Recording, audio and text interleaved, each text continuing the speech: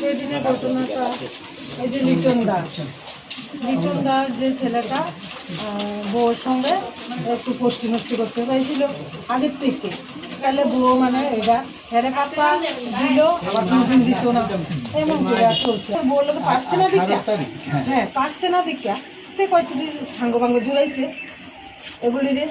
এই যে বিশ্বকর্মা পূজার আগের দিনও একটু হামলা করতে চাইছে, পঙ্কজের ধমকি দিয়ে উঠতেই যায় পঙ্কজের ধাপ ধুপ মারা দিছে। আবার বউর মোবাইলটা যখন দেখছে যে বেটা তর্কাতর্কি করতে আছে, এই মান্না তর্কাতর্কি করতে আছে, তখন বউ মোবাইলটারে রেকর্ডিং করে দিচ্ছে। তারপর থেকে কিন্তু দেখতে আছে, কইছে কি মোবাইল রেকর্ডিং বন্ধ করো নাইলে কিন্তু কালকে বিনিময় কিন্তু বহুত খারাপ হইব। হ্যাঁ, এরপরে কিতা খারাপ হইলো এটা কইছে। তারপরে বউ মানে এটা ছাড়ছে না মোবাইলটা, যখন পঙ্কজরে মাইরা দিছে মান্না আইয়া, তখন বউ মনে ধরতে গেছে না। এটা কি বিশ্বকর্মা পূজার পরের দিনের ঘটনা? হ্যাঁ, তখন বউর মোবাইলটা পড়ে গেছে, পড়ে যাওয়ার পরে এটা আর ভালো করে দেখা গেছে না, এবার খুব মারপিট আরম্ভ হয়ে গেছে, ধামাকা মারপিট শোনা যেতে আছে। আমরা তো মোবাইলেই শুনছি, পঙ্কজের মোবাইলটা দেওয়াতে শুনছি, এটা বাজারের মধ্যে, হ্যাঁ স্ট্যান্ডে। এবার খুব মারপিট চলতে আছে, ওই ফাঁকে পঙ্কজেরও মারছে, বউরও দৈরা টাইনা নিয়ে ব্লেড দিয়ে সব সিগালাইছে, মোবাইল হাতটা সব সিগালাইছে। বউরও খুব চর্চা করছে, বউরও কী করছে, বউ তারপর সাথে মাথা টাইনা টিনা তারা যা খুশি করছে, এই যাত্রা ফাটাই গেছে মনে বউর। আর পঙ্কজের তো বহুতেই করছে, করার পরে পঙ্কজে কিতা করছে, বউরে কর চলো দোকানটা জেনে তেনে ঝাপটি লাগাইয়া কাকরাবন থানায় গেছে। কাকরাবন থানায় যাওয়ার পরে তারা কেউ এলাও করছে না, কইছে কালকে সন্ধ্যার সময় তোমরা আইলে। কাকরাবন যাওয়ার পরে কইছে তোমরা কালকে সন্ধ্যার সময় আইলে। অনুপম মজুমদার, তারপরে কিঙ্কর দাসের পরে হয়েছে ফুচকা, কিঙ্করের ভাই ফুচকা, আর হচ্ছে আকাশ দাস। এখানে 19 তারিখ ভোরবেলা একটা ঘটনা ঘটে। এই ঘটনা ত্রিপুরার ইতিহাসে যত বড় বড় ক্রাইমের ঘটনা আছে, এটার মধ্যে একটা অত্যন্ত পৈশাচিকভাবে পঙ্কজ সরকারের স্ত্রী অঞ্জলি সরকারকে মেরে, শুধু মারা না, মারার পরে তাকে আগুন দিয়ে জ্বালিয়ে দিয়েছে বরোদা ব্যাংকের সামনে। এই ঘটনার সূত্রপাত কিন্তু আগের দিন থেকে দেখা গেছে। 18 তারিখ পঙ্কজ সরকার, ওনার একটা দোকান আছে মোটর স্ট্যান্ডে, সেই দোকানে খরচ নেবার নাম করে নানাভাবে, পঙ্কজ সরকারের স্ত্রী ছিল দোকানে, নানান রকমভাবে কথা বলছিল। তার স্ত্রী প্রতিবাদ করার পর ওনার স্বামীও যায় সেখানে। তারপর সেখানে স্বামী স্ত্রী দুইজনকেই মানে দারুণভাবে মেরেছে, ব্লেড দিয়ে পোজ দিয়েছে, সারা শরীরে মেরেছে। এই ঘটনা পঙ্কজ সরকারের স্ত্রী মোবাইলে ভিডিও করে। দুষ্কৃতিকারীরা এই ভিডিওটা নেওয়ার জন্য চেষ্টা করে যে ভিডিওটা দিতে হবে তাদের, কিন্তু তারা দেয়নি। এই তখনই তারা অবস্থা অন্যদিকে যাবে সেভাবেই তারা শাসায়। তারপর তারা যেভাবেও সেখান থেকে তাড়াতাড়ি দোকান কিছুটা গুছিয়ে বন্ধ করে তারা থানাতে যায়। থানায়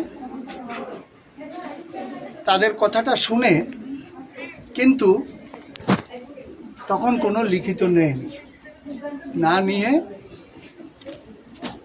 তাদেরকে বলে তোমরা হসপিটালে যাও, ওখানে গিয়ে চিকিৎসা হয়ে পরের দিন 18 তারিখের ঘটনা, 19 তারিখে থানায় যাওয়ার জন্য বলে,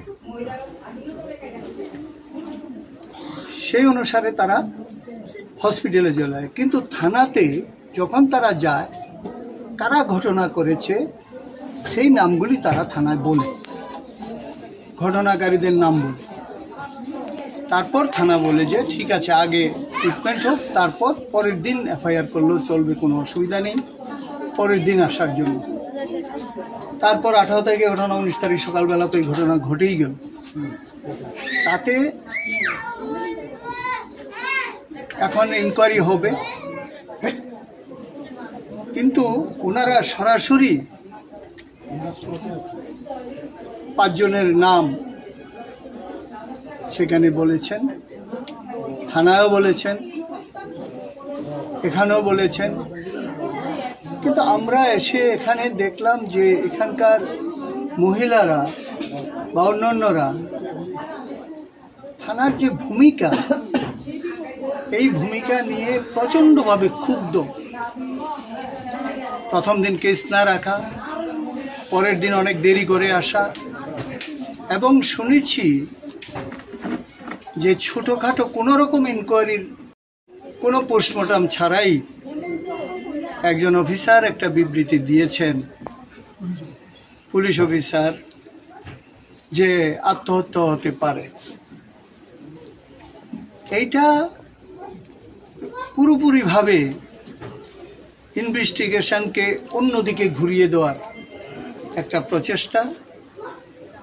আমরা কোনো অবস্থায় যাতে ইনভেস্টিগেশন অন্যদিকে না ঘুরে, এবং সমাজে এত বড় ঘৃণ্য কাজ, এটার বিচার তারা চায়, পুরো পরিবার, গ্রামের মানুষ সবাই।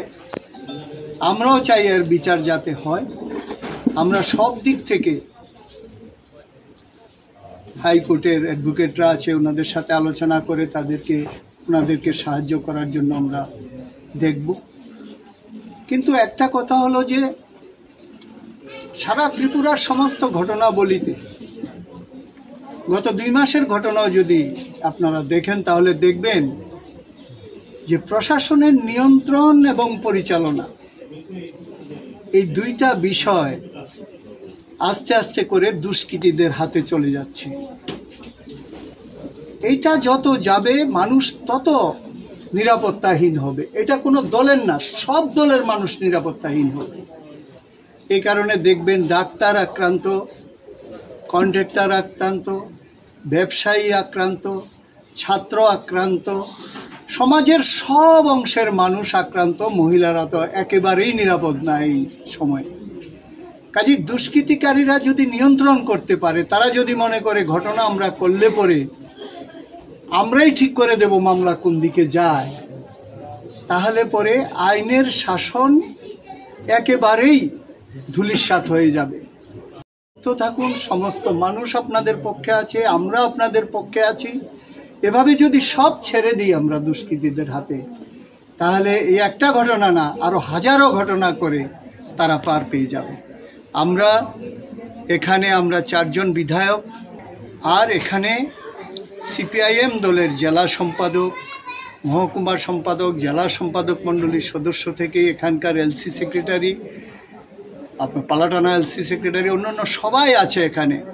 আমরা এখানে আপনাদের করছি যে এই ধরনের একটা ঘটনার প্রতিবাদে আইনগত, অন্যান্য আন্দোলনগত সব দিক থেকে আমরা সামনের দিকে অগ্রসর হব।